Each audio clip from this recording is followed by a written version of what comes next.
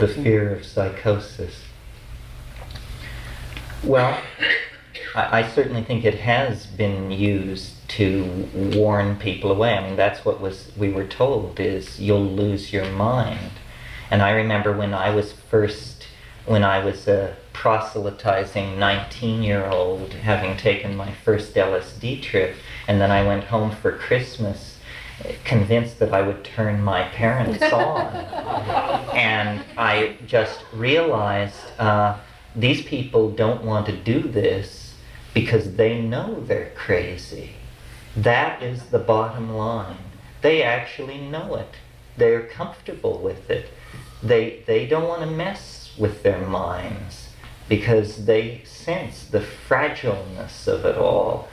I think it was Tim Leary who said, LSD is a drug which occasionally causes psychotic reactions in people who haven't taken it.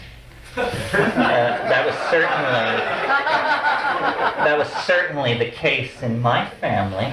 I mean, all you had to do was mention it, and people would hit the ceiling and begin twitching, and their eyes would roll back, and say, "My goodness, this is a powerful concept."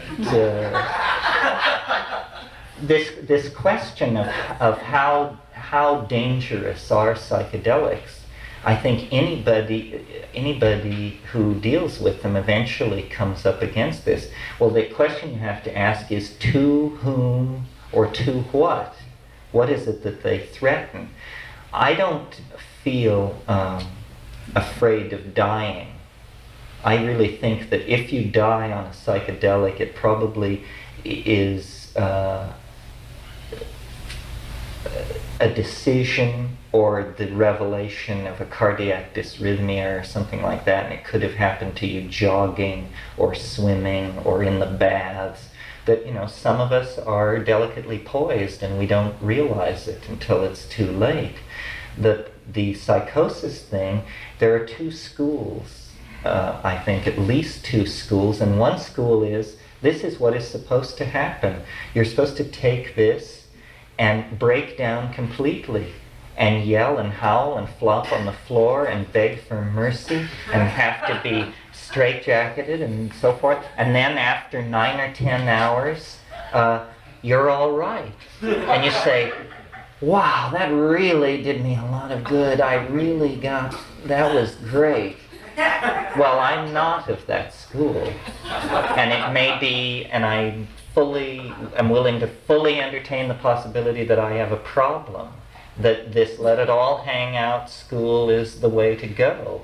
My notion is that I want to understand it, and I want to sit quietly, and I don't want to react against it, and I don't want to push into it, and I just say, please be nice and show. That's what I say to it. I say, show what you know. And then it begins to pull back the veils and reveal. And it's a dialogue. And I really don't like losing control. And I've come to see that as an issue for me. I never have lost control except in situations where it was such a total loss of control that was not an issue. In other words, there was no fighting it. It just happened. Yes. And, you can lose control. I've had experiences where something was going on. I came to awareness and something was going on. And after a long, long time, I realized I'm a person. I'm on a drug. That's it. I'm a person on a drug. Now it's coming back to me. That's it. I'm in the middle of a trip. Jesus. And I didn't even, wow. Well, this means, you're already on your way down at that point. But that's not a control issue. A control issue is when you don't want it and it still keeps coming. And, humor is sometimes the only recourse. I mean, you just have to say, kill me already. It's impossible. It's just impossible. I don't know, you think different things about this, I think, don't you? This is an area that we talk about a fair bit. Somewhat, yes. Terence and I generally, for some few years now, trip alone. I mean, not even together as a couple, although there have been many times. But this individual, quiet, what Terence does, the searching, asking, is so rewarding to me that I find myself going away. Your question about how to prepare for it, I'll just tell you how I prepare. I meet it with fear and with courage every time, but the fear is always there. And 5 grams is a serious step. Sometimes you're surprised and 5 grams was much less than you thought. Other times it's, beyond the beyond. I go away to a cabin by myself for a few days and try to keep my sense of humor before, during, and after. Be clean in terms of diet, but attitudes, and shed whatever it is that I'm carrying around in my daily hassling or whatever. And know that I'm not really alone in it. Because I think that fear of really being totally alone in it is one of the things that overwhelms people. I don't call it thing, as Terence claims that he does, but I do find that it is an entity. There are entities in it, whether it is one or it's just filled with many, but you can ask for the security of having one be the communicator with you. So in some cases, I always invoke something at the beginning, beforehand, someone that I can relate to. In some cases, it has been the great goddess of the ancients, because she can take so many different forms. I leave that up to her. But I can ask for a voice or a face or a shower, to be there. So it has more form to it, because the total formlessness you meet sometimes in the middle of a trip, it can be truly terrifying and confusing and not instructional. And then other times it's been an ancestor, a known ancestor, or whatever makes sense to you. Someone told me she always asks her grandmother to be there and just do the channeling, and whatever form you put to it has a power, sets up a field then that the information will have to contend with. And over the last 4 or 5 years, I've just become very secure with that approach, so that I trust the dose and I trust the situation. Then what comes through during that experience is still always the unexpected. But that's fine. That's then what you learn, And then many of us here, I think, have talked about techniques, but some of you are new to our discussions, so maybe not a basic thing to say is the breathing is always very, very important. And anyone going into a trip on anything should know that conscious awareness of your breath, and however you choose to do that, will have the greatest modulating effect on the content of anything you can do. Sometimes it's just a simple following your inhaling and exhaling. Sometimes it becomes stronger, or a blowing. And then there's singing, which we were talking about last night. It's the oxygen is a rush in itself. The sound is a dimension unto itself. It doesn't have to be a song with words, or you don't have to be good at it. It just singing in that context just means letting your body manifest the vibration that you are perceiving. You're perceiving so many at once, and your body wants to resonate with it, and so it will if you just let it make sound. And that something about the sound and the oxygen combined is so makes you at one with everything. So these are techniques for dealing with the dread, and the dread is terrifying, And although many of us, we wouldn't be so interested in this, talking about it, if we hadn't had beautiful, dazzling and hilarious trips as well. Fortunately, more of them seem to be that. But if you're on a quest, you're going to meet dragons, you're going to meet everything, and then it's good to know what to do when you meet those.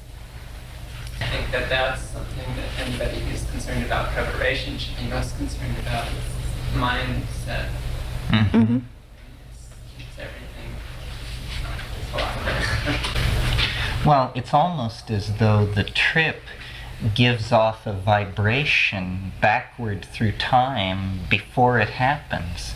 So, for instance, the evening, an hour before you're about to drop, you often feel as though you've already taken it. And if that feeling is unpleasant, you can violate the inevitability of the casuistry and not take it. Well, many things are going on when you trip, I think, which is that you're checking into your deepest self, but you're also taking a weather report on the cosmos for that moment, And so you may be fine at that moment, but it is good, as Terence says, to check out what is the feeling of everything, what information came in subliminally to me today, whether it was on the news or something somebody told me, which set up a field that I've acted like wasn't important, and yet we learn to tell the kinds of things which might overwhelm you once you get into that state. Do I want to be overwhelmed by that? Okay or not okay, A lot of what you will encounter are the moods of the world, of the atmosphere in the moment you take it. And that's part of the can't always get what you want factor. And the more conscious you are before the experience, the easier it will be. There's an old Catholic trick that comes into play here. The way I usually do it is I take it, and then it won't come on for like an hour and 20 minutes, but I sit in the dark that hour. Some people say, well, it's not going to come on for an hour, so I've got this videotape I'd like you to see. And no, as soon as I take it, I treat the situation as though I've entered the sacral space. And in the hour before it comes on, I usually manage to carry out a fairly detailed examination of conscience. This is the Catholic trick. I anticipate everything in my personality and world situation that might cause me to have a bad trip. Say, well, you're cutting corners on this, and you really haven't squarely faced that, and so forth and so on. Well, by the time the thing actually comes on, you've usually processed most of this, and then you can just say, okay, now let her rip, But if you hadn't done that in the preceding hour, well, it might be waiting for you there. And I think most psychedelic researchers agree, 5 out of 10 New York psychedelic researchers agree, that the ordinary way that a person's psychedelic use develops is the first trips are the most unpredictable and the most self-involved. And that's when, you remember when you were molested or this or that. And it's all about you and your hang-ups and understanding your place in the world and what's going on. But if you press through that and continue experimenting with these things, nobody is so screwed up that part of it can go on forever. Eventually you begin to break out into a kind of generalized dimension where you say, this isn't about me, this has nothing to do with me, this is the place the ancient books were talking about, this is what religion and shamanism and myth is about. In other words, past the disentangling of the shock of a personal and unexamined personal unconscious is the more mystical and transcendental realms. And a lot of people don't persist to reach that. They find the rubbing their nose in all of their own personal stuff so odious that they just call a halt right there and can't understand why anybody would take these things.